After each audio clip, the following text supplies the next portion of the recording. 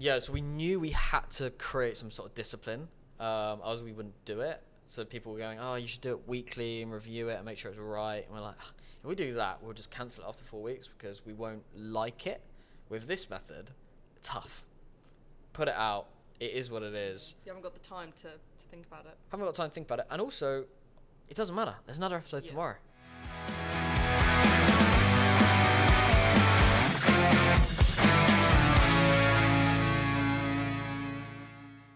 Hey everyone, welcome back to another episode of the Overdrive Digital Podcast, the first one of 2020. As always, if you like what you hear, please give us a follow, bit of a share, bit of love is always appreciated. For this first episode of the year, we're with Harry Hugo, co-founder of Goat. Hey, welcome to Goat HQ. It's amazing, thanks for having us. Yeah, thank you very much for coming down. And it's pitch black. We're sat here at 6:30 in the evening, overlooking London in an office that we're about to move out of. Well, you're moving out? Yeah, we've been here for the longest we've ever been in an office, so about 19 months. And we've got to move out on May the 31st. So yeah, we're soon to be out of here. So you are on the hunt. We're on the hunt, properly on the hunt. Exactly, and it's not easy moving this amount of people around London in one go. So yeah, we're not looking forward to this part of the hunt. Before, it's been a lot of fun moving offices. Now it's just no fun at all. I can well imagine. So we'll obviously dig into the story of Goat. I'm really keen to talk about how you've got this far in such a short amount of time, and I guess what that's involved on kind of a business level, on a personal level. Yep. Keen to talk about the vlog, all those kinds of things. So yeah. I guess first off, do you want to go into a little bit of background on the story of Goat? Like, how did it found? Like, how did it all come about? Of course. So it was it's nearly five years. Let's say 4.5 years ago. Aaron, Nick, and I came out of another business called Sport Lobster. That business was a sports social network. It was a company that Aaron founded. Nick was head of marketing. I was head of social. And we tried to take on Twitter and Facebook, really. And, in 2012 to 2014, that was a pretty terrible decision. They're quite big companies by then.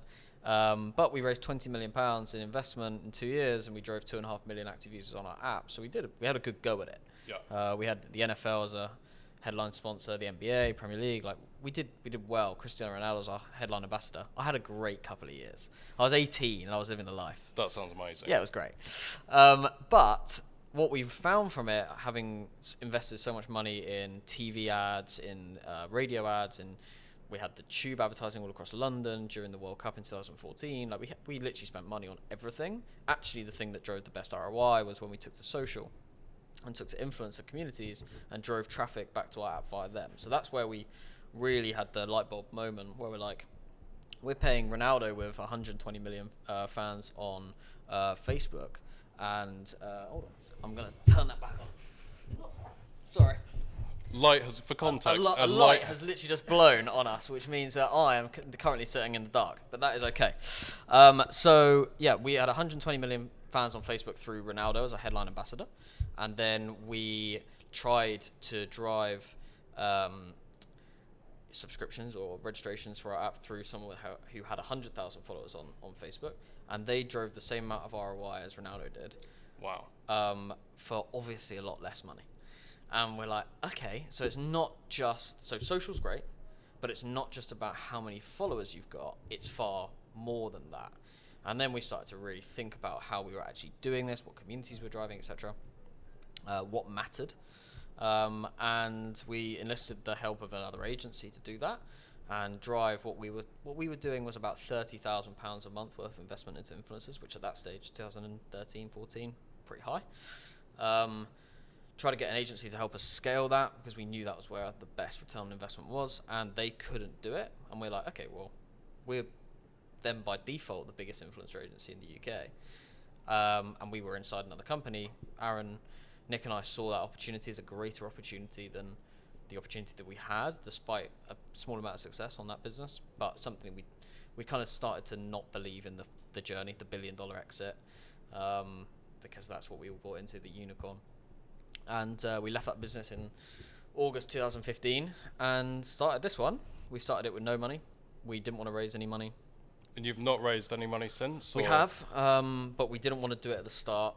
We didn't want to put any of our own money in. We didn't want to do anything like that. That was never the plan. Mainly because we didn't want to answer to someone else. Yep. And that put a lot of stress on it because I didn't have any money. I was 20 when we started this, so I was on a pretty good salary at Sport Lobster. So I got to a point in my life very fast that I had some decent money, and then it instantly got taken away from me because I fancied a go at something else. Yeah. And then from there, we looked at the landscape and then we tried to pick up small wins, small clients that would pay our way, make profit and grow. Hired our first person after about 3 months, then continued to scale. And now we are where we are now, which is 4.5 years in, 120 staff, Singapore office, New York office, massive London office.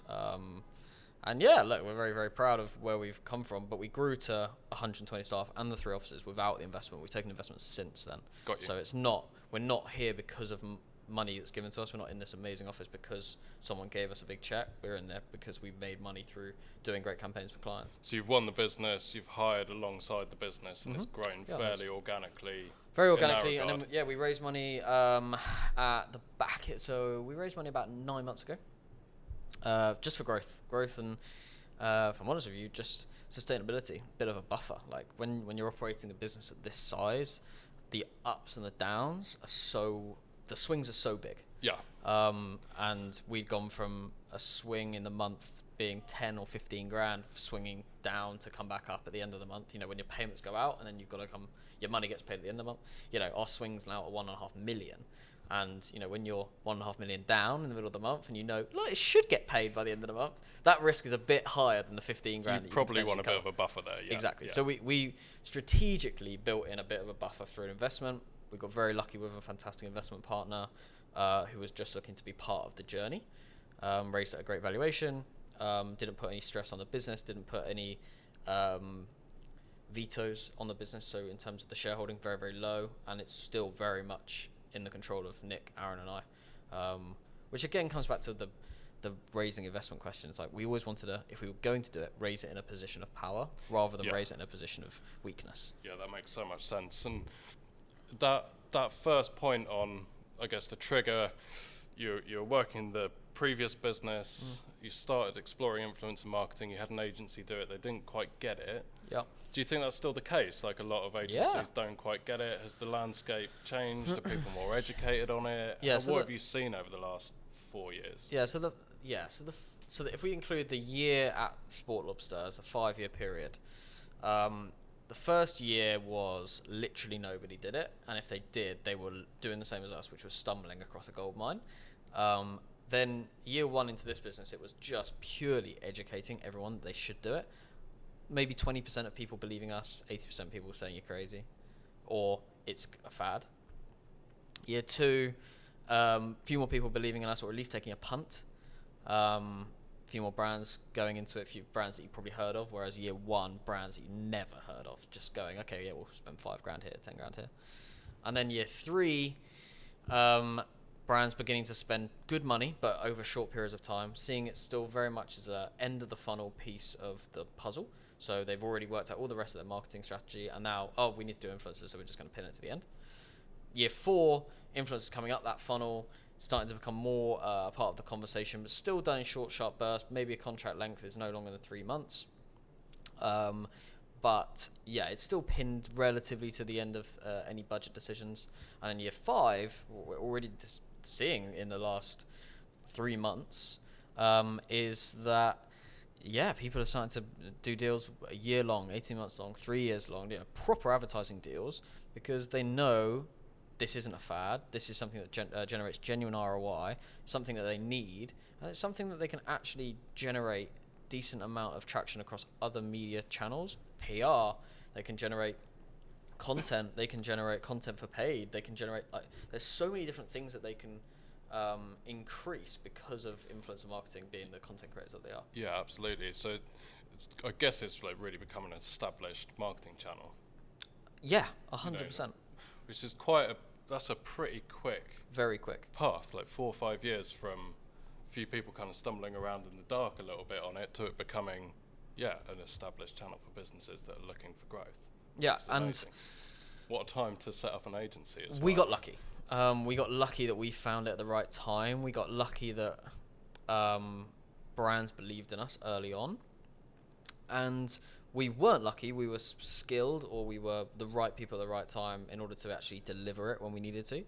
And yeah, look, it's been a crazy roller coaster. It's been a roller coaster because the industry is crazy and it's growing so fast. We have to tackle that, and it's crazy because growing a business at this scale, this fast, comes with its own challenges as well as just the influencer stuff. I was going to ask. Yeah. So I mean, over that time, so from 0 to 120 people or more, what have been the biggest challenges for you as a business owner? Yeah. What have you found? I guess what's been stressful, apart from the whole lot, maybe. But Yeah. what really So- stands out on that side? So the first 10 employees, we just loved every second of it. Like, it was just so fun. Everyone knows what everyone's doing. Everyone's like, we're all in it together. It doesn't really feel like there's a business owner and an employee relationship at that point. Like, everybody's just, okay, we just need to go, and to be honest, survive. That's the ethos of a business of less than 10 people at that stage for us, which was 18 months and closer. That was how early on we were that many people. So at that stage, it's all about survival. The next stage is growth through just hiring people to facilitate work, and that was okay. But that was the first time we kind of stumbled into some HR or people problems. Yeah.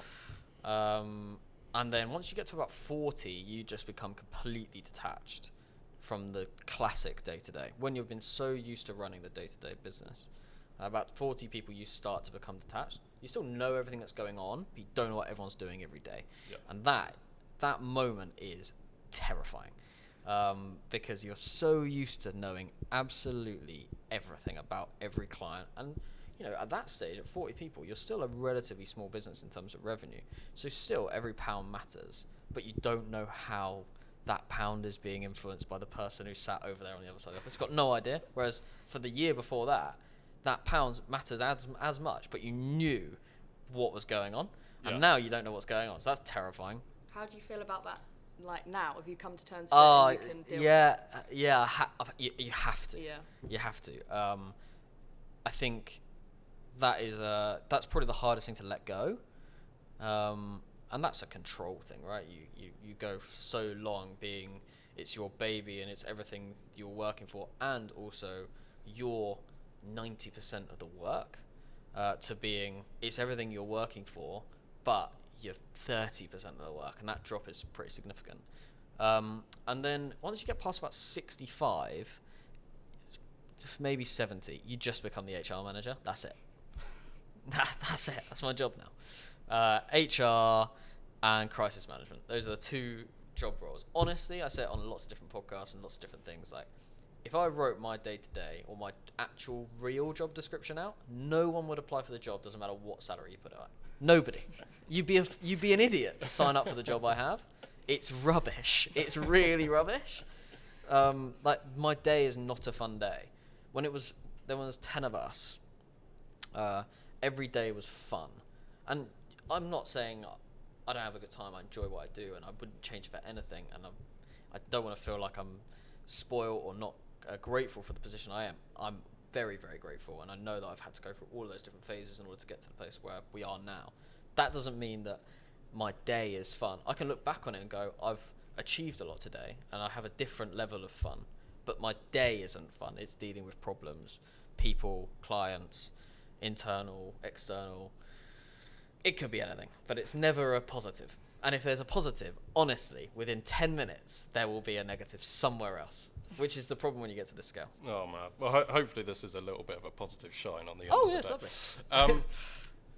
I guess within that, do you miss the old days? Do you miss that I miss... size, 10 people in a room, sleeves up, go for it? I love that bit. I love starting a new thing. And we start little businesses all the time. We started a company, or we invested into a very small company that was up north in Lincoln called Shoe Lab, and it's a shoe cleaning service. That's what it is. It was just doing like local pickups in Lincoln, taking them to their little shop, cleaning the shoes, dropping them back via car, and we invested into it and said, this has got real legs. We're going to rebrand it. It was called Sneaker Boys. We rebranded it to Shoe Lab, made it nice and clean, built the website, built the delivery service so that anyone can ship anything to it, and then it can be shipped back as part of the cost. Made it into a bit more of a brand, and that's still a lot of fun, despite it making very little money. It's still great fun building a business where there's 10 of you in a room trying to work it out. You're rebranding it. Every pound counts again. Yeah. So you can get your hands dirty. Exactly. And, We're looking at it and going, we're 17 days into the month. We've done 170 pairs of shoes. God, we're on course for a record month. And I'm looking at it, and then I'm looking at my other business, which is standing alongside of it, and going, Jesus Christ, we're on X, and we need to be on X, and the numbers are just completely different. Universes. Yeah. But they mean the same. I genuinely am an entrepreneur. The numbers don't matter to me. It's just the transaction, the excitement of it. Like that's what burns bright inside me. Yeah, that's amazing. And like within Goat, have there been any particular highlights that you found like really exciting? Like Friday was pretty good.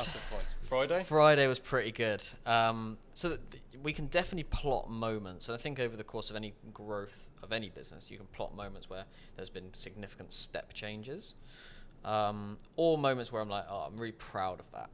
So when we first won New Look, when there was 10 people in our office, and that was our first £1 million deal. Won that when we were a year old. We're like, wow, that's amazing. So that was amazing. And then we won Formula E about a year later. That was $1 million, but it was into sport, and we love sports. So that was great. And then we won Cricket World Cup on the same day as we won Lidl. And we're like, wow, it's all coming in. It's all coming in. One, I love cricket, and it's the Cricket World Cup in England. That's amazing. And then Lidl, amazing brand. We're really starting to branch out into different things. And then we re-signed Formula E for $2 million. So like being able to stage that up from where it was really exciting for us. And then when the first real proud moment was when we won Young Agency of the Year at the BT Sport Industry Awards, because 4 years before that I went as a guest when I was 18, and it felt like I was at the Oscars, because it was filled with sports stars, and I was just a kid and enjoyed it so much. I said to Nick that day, I wish that one day we'll win this. And in the first year that Young Agency was even a category, we believed 0% chance we were going to win. We bought 2 tickets last minute. We sat at the back of the room. There was 1,000 people in this room. It is honestly like Sports Personality of the Year. It's that, like, Auntie Josh was there, Andy Murray's there, like everybody's there. With the first award up, Young Agency of the Year, go! And we looked at each other and we went, oh my God, we're going to have to walk past everyone. And on the walk down the... It take like 10 minutes to get to the stage. It honestly takes 2 minutes to get there. It's so big, this room. And I give David Hay a high five on the way down. I'm like, this is surreal. Who presented you the award? Who presented? Olympic gold medalist. I can't remember her name. She is in... What does she do? She's a Winter Olympic gold medalist. And her... No, she's not. She's a rower. I can't remember her name. She's an Olympic gold medalist, though. That's all I can remember. So she gave us the award. Oh, that's amazing. And then we said, okay, well, that's Young Agency of the Year. The big one's Agency of the Year. That's the big award of the night. We're going to win that one day. And last year, we were highly commended in Agency of the Year. Amazing. So our goal is still to win that award. What's even cooler for us is we're not a sports agency. About 15% of our work is sport. All the other agencies, all they do is sport. So the fact we were in second in that category... That is amazing. ...is awesome inside 4 years. So that was an amazing moment. And then Friday, what I referenced a minute ago, was our first real global client win. We've obviously had offices for about a year now in Singapore and New York. And this is the client who has believed in us the most to go, let's go. And let's do it across London, New York, and Singapore, in Asia, US, and Europe, on a proper global deal. And that was Friday at 7 p.m. Congratulations. And that was very, very exciting. When you win a US deal, it just takes a tiny bit of the edge off because you find out via WhatsApp from someone else telling you. But that moment when you received the WhatsApp and it was, OMG, wow, we've won. Oh my God. And then just a stream of messages from the whole company going, and we release it on the vlog tonight of the WhatsApp chat as it goes, really? and all the different Amazing. GIFs that fly in. Like, it's brilliant. Fantastic. But yeah, that was the first time in maybe 9 months that I've had that moment where I'm like, yeah, this is brilliant. This is all worth it. First, like, properly validated Yeah. the size, the offices, Yes. the presence, Yeah, in exactly, different markets. And sometimes you really have to question that. Like, it's very difficult to understand what the impact is of having the investment into Singapore and into New York, and then you have those moments and they go, yeah, that's it. Yeah, and I imagine the markets. I mean, markets in terms of like the influencer marketing market. Yep. That's not a tongue twister, but like, I imagine they're quite different between, London. I imagine massively. New York's pretty established. Yep. And people get it. Yep. Whereas Singapore, is it So brand new? Or if you imagine London at 0, New York is like 2 years ahead, or US is like 2 years ahead, and then Singapore, Asia, is like 2.5, 3 years behind.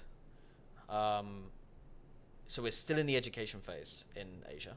Like, we're still trotting around brands going, oh, you should do this. In London, it's you should do this, and this is how you should do it. And in New York, it's you're doing this, we do it better. They're the 3 different cells across the world, just because of the different stage that those locations are at with influencer marketing as a concept. Yeah, and I guess within Singapore, you say Singapore, but you're looking at Singapore, there's Indonesia, Hong Kong, Vietnam, Singapore. Thailand, Malaysia, Singapore, Hong Kong, Australia, Japan, Korea. So yeah, all like totally different cultures. all different languages. Everything's different, It's a right? complete nightmare. Are you having to adjust to different platforms, like, or are you So still? yeah, really, except from Japan and Korea, no, we don't do a lot in China yet. That's a significant move. They've got their own like platform, haven't they? Like there's So they've got Weibo, which is a big platforms within that platform. Yeah, so there's about 350 social platforms in China, of which Weibo is the master platform, and yeah, it's just incredibly difficult to navigate. You can take basically 0 learnings from anywhere else in the world and apply it to China. So we thought, okay, before we go there, let's take all the learnings we actually do have and apply them to places we can apply them to, rather than just go, okay, well, we're just new guys here. Yeah, you're picking your battles there, exactly. I think. So Yeah. that was the thinking. And also, Singapore, we have access to lots of different countries from there. And the complication is culture and language rather than platform. Yeah, it's also quite a nice place. It's lovely, yeah. Absolutely lovely. Great climate. And also, if I really wanted to, I could spend the entire year in summer, which I really like. I haven't done it yet, A but I bit of fancy the winter, a chunk of the winter it. Yes. in the summer. Yeah, exactly. Yeah, perfect. Perfect for me. So can we talk about the vlog for a little bit? Of course. So I think I first discovered Goat via your vlog. Okay. I can't remember exactly how. It must have been someone had shared or liked, done something. I can't like remember posted on Goat LinkedIn before or- the vlog. Honestly, we're like 10 months in. No, nearly 12 months in now. We're 244 episodes today, and we have weekends off. So, yeah, we're very, very close to 12 months to the day. Yeah, I think it's genuinely an amazing piece of agency marketing. I was saying that earlier. I genuinely think that. And for anyone who hasn't seen it, go and check it out for sure. It's a really good look behind the scenes of the business. Yeah. And I think it really, I don't know, you there's a genuine sense of like you getting to know the agency and the people within the agency for doing it. Was that the point? Was that the purpose? So had a few different purposes. Number one, we want to sell more brand work. So we want to drive more sales. We want to get more awareness. We knew actually that not many people knew who we were. We'd got to a decent size, but still nobody knew who we were and what we did. So that was goal number one to tick off. Goal number two was we had a real problem in internal communications from exactly what I said earlier, which is not everyone knows what everyone's doing anymore. So this was a really nice way of showing everybody what everyone does every day. and we launched it exactly at the right time, just before we launched Singapore, which allowed the whole business across the world to see what everybody did every day, which is a really nice way of communicating that message every single day. So it goes out at, let's say, 6:30 UK time every day, which means that New York can watch it during their lunch break together, and Singapore watch it first thing in the morning when they wake up, because it's currently 2:52 p.m. AM, sorry, in Singapore. So that was a really interesting piece of internal communications, which was great. And then the other part is just, I don't know, we want to be different. We want to do something different all the time. So yeah, because you could have gone down the usual route of, booking stands at trade shows. Yeah. And, all the usual stuff, but you clearly took that decision to do something. We wanted to create long-term value. Yeah. And it's been a lot of fun. It's been another learning experience. Like, it's not a money maker, but it has felt like another one of those little side projects where you're like, okay, well, we need to do this. We need to work it out. We're not actors. We're not performers. We're not videographers. We've never done this before. We've got no idea what it should look like. And if you watch our first episode, end of January last year, versus today's episode, like, they're completely different products. And the way we've developed just as people on screen versus how we were before, and also how the product looks, how it feels, how it moves between scenes, how the characters have developed. We're not so up ourselves that we don't think this is reality TV. Like, it is. Like, you're gonna hate certain characters, you're gonna like certain characters, you're gonna find certain people funny, you're gonna find certain people annoying. We get that. We get that. You're not gonna watch every day. You might watch 2 a week. You might watch 1 a week. You might watch none a week, and then binge 14 in a row. Like, I don't care how people consume it. But what I do believe is we have a product which is insightful sometimes, certainly informative as to what we do and how we do it. No holds barred. We talk about what we do, how we do it, who we work with. We're pretty open about that. And if people want to compete with us against work, good luck. And we want to entertain. We want to have a good bit of fun, because we're a young agency. And it's all about having a bit of fun, and our clients like working with us because we're fun to work with, and they also know we're going to get the job done. So yeah, it's been a project that's been a lot of fun to make. But that first 2 weeks of working out how to do it, because we hired the camera team or the video team on the Friday, and they shot the first vlog on the Monday. We released the first vlog on the Tuesday. Wow. And then has it been daily since that Tuesday? It's been every day. Every day, yeah. So we had no prep time. We just went, look, we want to do this, film it, and let's see.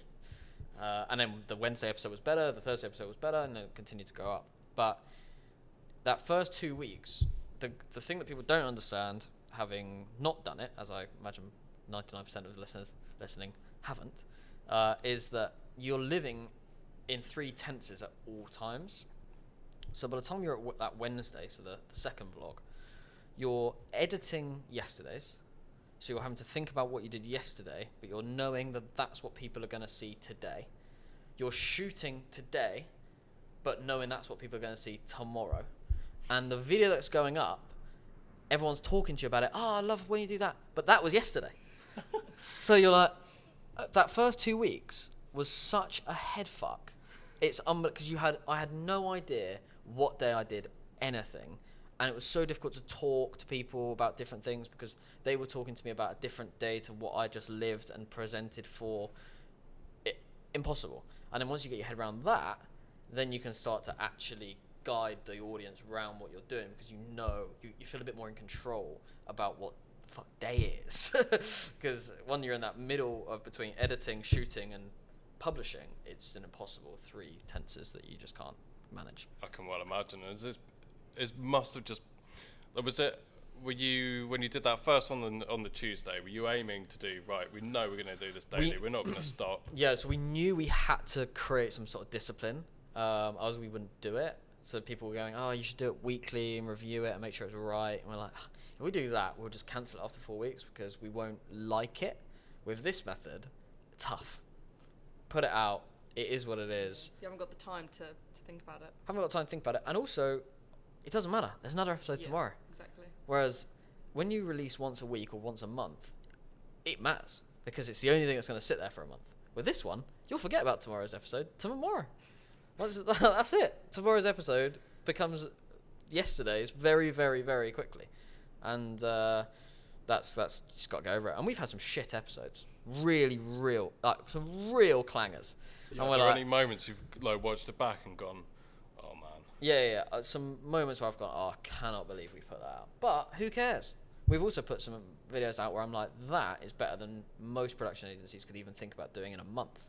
Our KSI vlog when we went to LA, and we got it out at what time did we get it out?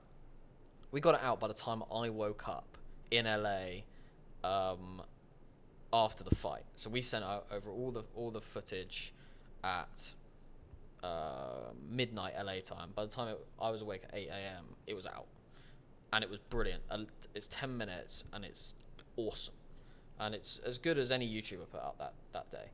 And we had an 8-hour turnaround, and we're not performers, and it's not our job. We were also doing work out there. So like those sort of moments I'm really, really proud of.